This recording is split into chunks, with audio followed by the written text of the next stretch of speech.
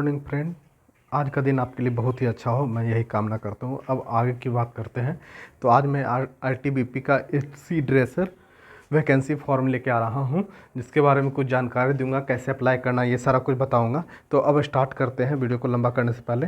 तो देखो, ये हेड कांस्टेबल ड्रेसर की वैकेंसी है और इसके स्टार्टिंग डेट 19 अक्टूबर से लेकर 17 नवंबर 2022 तक है। मतलब आपके स्टार्टिंग डेट 19 अक्टूबर से स्टार्ट हो गई है और 17 नवंबर 2022 तक का ही फिल करने का डेट है। तो अब स्टार्ट हो जाओ और कर दो जल्दी से काम, नहीं तो फिर साइट स्लो हो जाएगा। इसलिए अब भरते हैं और आगे देखते हैं इसके बारे में जानकारी। तो एचसी ड्रेसर मतलब हेड कांस्टेबल ड्रेसर की वैकेंसी है। कैटेगरी जॉब, उसके बाद क्वालिफ़िकेशन 10+2 मतलब इंटर की। इम्पॉर्टेंट डेट, उसका नंबर ऑफ पोस्ट 40 है। तो स्टार्टिंग डेट ये बता रहा है कि 19 अक्टूबर है और एंडिंग डेट 17 अक्टूबर है। लास्ट डेट फ़ी पेमेंट भी 17 अक्टूबर ही है। As per schedule, exam date schedule के अनुसार ही हो जाएगा। एज है, मिनिमम एज है 18 ईयर्स और मैक्सिमम 25 ईयर्स है। Application fee general, OBC, EWS के लिए 100, एससी एसटी इकोनॉमिक कंडीशन वालों के लिए 0, ऑल कैटेगरी फीमेल के लिए 0 है। पेमेंट मोड ऑनलाइन है। याद रखना, फीमेल के लिए कोई फ़ी नहीं लग रहा है। अच्छा, इसको हिंदी में बोलते हैं भारत तिब्बत सीमा पुलिस बल 12वीं पास। इस चीज़ को ध्यान रखना।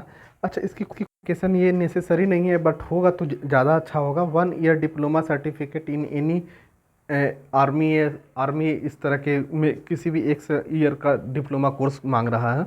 ये नहीं भी होगा तो भी काम चल जाएगा। अच्छा, पोस्ट नेम करा head constable dress vacancy male और फीमेल।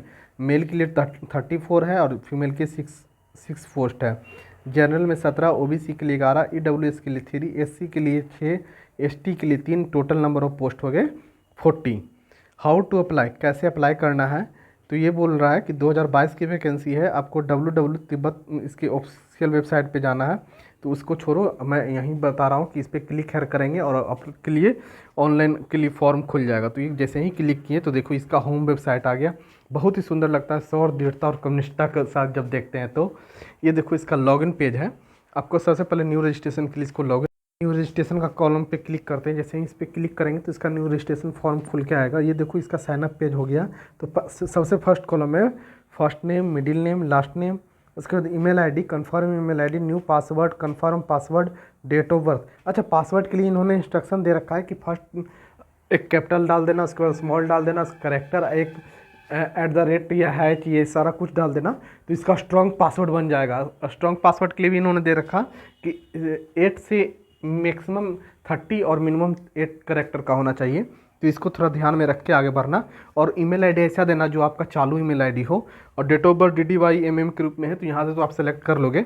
उसके बाद हम लोग आगे बढ़ते हैं। तो ये बोलता है सिक्योरिटी क्वेश्चन, एक सिक्योरिटी क्वेश्चन पूछा जा रहा है जो आपको भविष्य में, मान लो आप पासवर्ड भूल जाते हो तो उसको रिकवर करने के लिए सिक्योरिटी क्वेश्चन होता है। तो एक अपना फेवरेट को क्वेश्चन चुन लेना और वहाँ से इसमें डाल देना।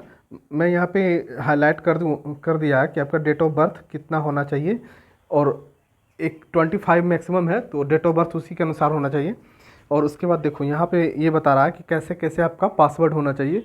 तो मैंने बता दिया है कि अपर केस, लोअर केस और एक करेक्टर और एक सिंबल दे देना, तो हो जाएगा। यहाँ से आपका बन गया, रजिस्ट्रेशन तो हो गया। अब चलो इसको लॉगिन करते हैं ताकि हम फॉर्म के लिए आगे बढ़ पाएँ। तो लॉगिन यहाँ से आपकी जो ईमेल आईडी है उनको कर लेंगे और जो पासवर्ड आपने बनाया है उसको कर लेंगे। उसके बाद आप कैप्चा को फिल कर लीजिएगा तो आपका ये लॉगिन क्लियर हो जाएगा। तो यहाँ से पासवर्ड भी मैंने फिल कर दिया, कैप्चा भी फिल कर दे रहा हूँ। कैप्चा जैसे ही फिल करेंगे तो नीचे एक सबमिट का बटन होगा, लॉगिन का बटन है, लॉगिन पे क्लिक कर रहे हैं। तो देखो लॉगिन पे क्लिक करने के बाद ये अपनी वेबसाइट पे लेके जाएगा। यहाँ पे जैसे ही मैंने लॉगिन किया, अच्छा ये लिया नहीं, सॉरी गलती हो गया होगा। अच्छा कैप्चा गलती हो गया था, सॉरी।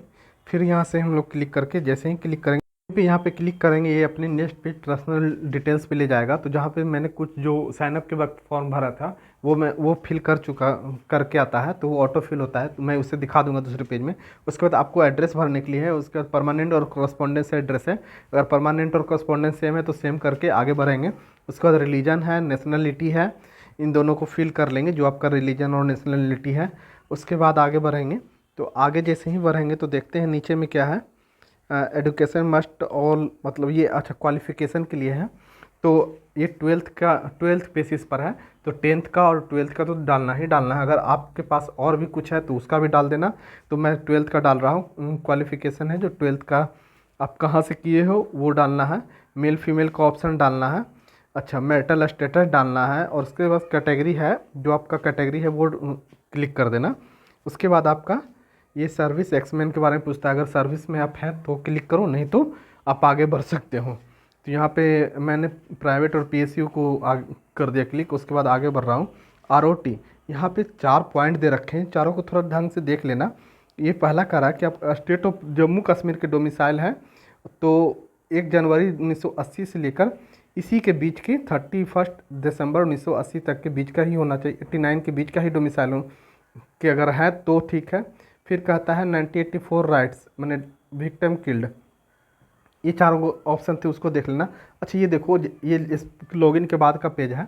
यहाँ पे देखो साइड में दे रखा है आपका dashboard, profile, upload image, upload documents, apply my documents यहाँ पे। अच्छा, यहाँ पे लाइव पे क्लिक करने के बाद आपको पेमेंट मोड पर ले जाएगा। तो पेमेंट मोड से पहले हम लोग अपलोड अपना इमेज कर लेते हैं। तो देखो यहाँ पे सेकंड और दोनों का है कि आप अपलोड इमेज यहाँ से कर सकते हैं। तो इमेज के लिए आपके पास सिग्नेचर और फोटो होना चाहिए, वो भी अपने 1 केबी का होना चाहिए।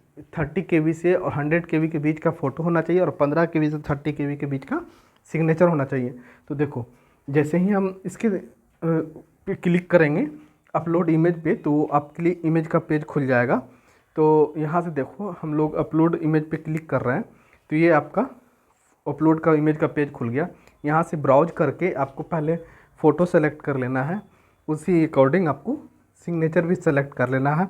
यहाँ जैसे ही आपके पास एरर आएगा तो नीचे देख लेना कि इसका प्रॉपर दे रखा है कि 30 केबी से 100 केबी के बीच का ही इमेज होना चाहिए। तो वहाँ से ये देख के आगे बढ़ना। सिग्नेचर का भी सेम टू सेम है। अच्छा, जैसे ही इसको फिल करेंगे अब आएगा फिर से आपके एजुकेशन क्वालिफिकेशन के लिए। ये इसलिए आता है क्योंकि मैंने प्रॉपर ढंग से नहीं भरा था, मैंने ओनली फॉर 12th का डाला था, जबकि डालना 10th का भी था। तो यहाँ से डाल लेना, और अगर बार बार ये एरर आ रहा है तो मुझे बताना, मैं इसका प्रोसेस बताऊंगा कि आपको कुछ करना नहीं है। मैंने एक लाइव वाला बटन दबाया था, यहाँ पे सबमिट करने के बाद आप लाइव पे चले जाना। वहाँ पे आप जैसे ही लाइव पे जाओगे तो आपका पूरा फॉर्म प्रीव्यू बन के आ जाएगा, वहाँ से आपको पेमेंट करने का ऑप्शन मिल जाएगा। अगर नहीं मिलता तो मुझे बताना, मैं फिर से आपको उसका भी एक वीडियो बना दूँगा। ये देखो मेरा प्रीव्यू पूरा डिटेल्स है कि कैसे कैसे क्या करना था, वो सारा कुछ यहाँ पर डाला हुआ है। ये जैसे ही सबमिट हम सब करते हैं तो हम सबको पेमेंट मोड पे लेके जाता है। तो यहाँ से सारा कुछ डिटेल डाल देना। उसके बाद अगर आपसे नहीं होगा तो मुझे बताना, मैं आपको करके बताऊँगा। मैंने नहीं डाला था 10th का, तो मैं यहाँ से 10th का भी मैं डाल दे रहा हूँ। मेरे पास और एक एक्स्ट्रा डिग्री था, मैं उसका भी डाल दे रहा हूँ। अगर आपके पास भी होगा तो वो डाल देना। कुछ होना तो है नहीं, 12th पे के बेसिस का ही है, बट अच्छा बात होता है जब आपके पास एक्स्ट्रा कोई डिग्री होता है, तो प्रमोशन के लिए या फिर और किसी भी चीज़ के लिए वहाँ जब आप जाते हैं तो आपको सहूलियत मिलता है, आपको प्रेफरेंस मिलता है कि आप आगे जा सकते हैं। तो ये सारा कुछ देख लेना। उसके बाद आप पेमेंट मोड पे जाना। एक्चुअली मुझे पेमेंट करना था नहीं, तो इसलिए मैंने पेमेंट के बारे में नहीं बताया। बट अगर आपको प्रॉब्लम होगा तो कमेंट में लिख के देना, मैं कोशिश करूँगा उसका भी मेथड मैं एक अलग वीडियो बना के डाल दूँ, ताकि आप सबको प्रॉब्लम नहीं हो।